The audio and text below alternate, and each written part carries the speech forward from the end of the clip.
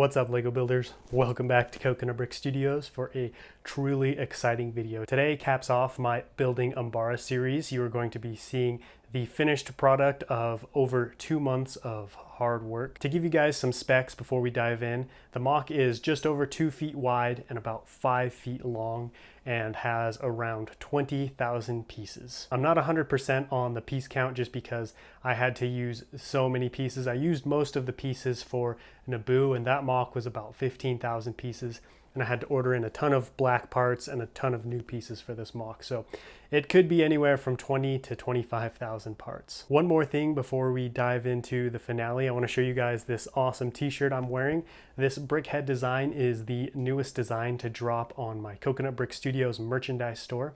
If you haven't had an opportunity to go check that out, I would highly recommend it. I'll put a link down below in the description. It is a great way for anybody who's looking to support the channel in any extra ways.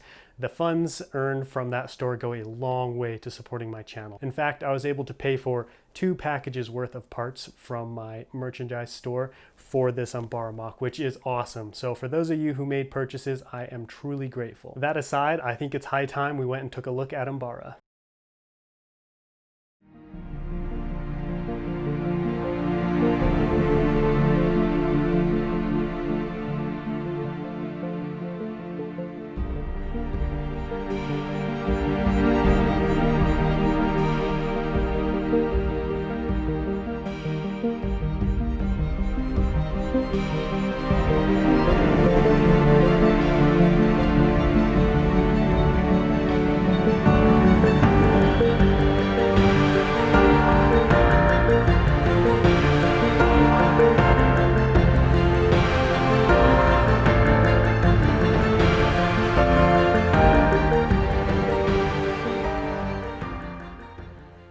Before I dive too deep into the details of the MOC, I want to give you guys the story of what's going on here. So this takes place on the planet of Umbara from the animated Clone Wars series. And on this side, we have the 501st Republic troops facing off against the local militia, the Umbarans. Now over here, you can see the battle is just commencing because not all the gunships have finished dropping off their troops. But we do have a good amount of 501st troopers already out, as well as these AT-RT walkers taking the lead as they charge the oncoming forces. Over here on the Umbaran side of things, there are definitely a lot less vehicles. The only vehicle is this destroyed hover tank that we'll take a closer look at in a little bit, but the forces are kind of in 3 main sections. You have this far side coming up out of that trench over here to this small fortification, and then you have this middle group coming down the hill, and this last group emerging out of the plants. So now that you guys kind of know what's going on, let's really get into all the awesome features and things on this MOC. Over here on this first gunship, we have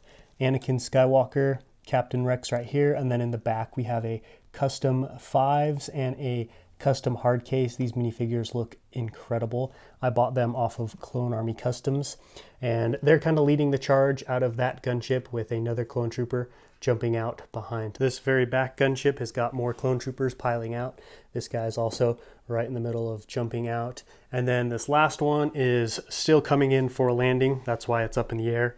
And you can see it's got 3 501st troopers ready for action. Here in the middle of the MOC, we have an explosion right here. This clone trooper is being thrown off to the left, and this guy was lucky enough not to be in the blast itself, but the force of the explosion is throwing him back. And then over here we have a downed AT-RT that was hit a little while ago. You can see it's still on fire a little bit. And then we do have a small group of plants right here. I'm sure you guys have noticed by now, most of the plants are congregated up over here and over there, and that's because in this episode of the Clone Wars, this part right here is relatively flat and open where the gunships come down, so I wanted to focus most of the plants up here, but we do also have a small patch down there. Up here, closer to the Umbaran side of things, we have a very fearsome Vixus. These beasts are stationary. They don't really move around, but they are very deadly. As you can see, this one's caught an Umbaran trooper. These 2 guys came up out of this little path right here to try and ambush some troopers on this side. Unfortunately, they were the ones who became ambushed by this fearsome creature. This guy is currently trying to get his buddy down before he gets eaten. Up here on the hill, we have another cluster of Umbarans. This little group right here just took a hit from that 501st trooper way down over there with the rocket launcher, and he scored a direct hit on their group, taking down 3 of them. I had a lot of fun making these explosions. They're just the Lego fire pieces kind of hooked together, and it's a lot of fun to make these, especially if you can get them looking right, and they're pretty sturdy. You can see I've got a couple Umbaran troopers up on the top of the explosion. Right here we've got a small path cut through the middle of the rock, which kind of divides this hill into 2 sections. You've got the forested area and this plateau area where this hover tank was. This hover tank unfortunately has been destroyed. You only see half of it because I wanted to build half and then have the other half kind of off the MOC right here. And you can see this guy right here is trying to pull his buddy out of the wreckage. Over on this side of the MOC, the Umbarans are faring slightly better. There's a pretty sizable force coming out of this trail up here to this small fortifications they have made to try and stop the oncoming wave. This guy's got a pretty heavy cannon right there, and he just destroyed this AT-RT. As you can see, it's really in the middle of being blown up right now. I really wanted to do this because it's very hard to capture motion in a Lego Star Wars MOC because, you know, everything's still. And I felt like if I had one of the AT-RTs in the process of blowing up, it would really help bring this MOC to life. This guy right here just barely fired on that AT-RT. You can see the projectile is just barely leaving the tube, and there's a jet of flame behind it. I had a lot of fun building the terrain of this MOC. For the most part, it's pretty flat, but over here we get to this large hill, and this is where I had a lot of fun because I tried out a new technique of building hills with these slope pieces. I've never built a hill this big out of slope pieces, and it's not entirely made out of these. As you can see, this side over here is a lot of flat plate, but then it kind of goes back and forth between plate and slopes, and I think this combination of the two makes for a really cool look, and I think this hill turned out pretty good. A couple of other cool things I wanted to point out was first this trench. You can see it's not only a trench, but it's also a hill. Right here is much lower than the actual terrain up over here, and I thought this was pretty cool because it really allowed these guys to stay hidden until they come up over the hill right here and arrive at the fortification. I also wanted to point out these little plants I made. I had a lot of fun building these, and I think they look really cool. If you want to see how to build them, they were in my last episode of building Umbara. Here's a closer look at some of the techniques I used to cover this terrain. I used a lot of these smaller L brackets and 1x1 and 1x2 plates scattered across the MOC to really break up any flat parts of the terrain, because Umbara is a very rocky and a very broken planet, and I wanted to reflect that in the terrain. It also has a lot of these claw-like plants, so I used Lego claws and then just stuck them directly to the terrain floor, and you can see them spread throughout all the MOC, as well as these small trans red studs. On the planet of Umbara, there are a lot of these bioluminescent plants that kind of light up the dark planet, and so I wanted to kind of have that same feel. These trans red studs aren't as bright, but they do kind of give some life and some light to this MOC. For the most part, the plants on Umbara were pretty easy to make. I used these black dinosaur tails, and then I just hooked a cylinder onto the bottom that allowed me to connect them directly to the terrain. I also have this kind of plant. You saw a similar looking plant earlier.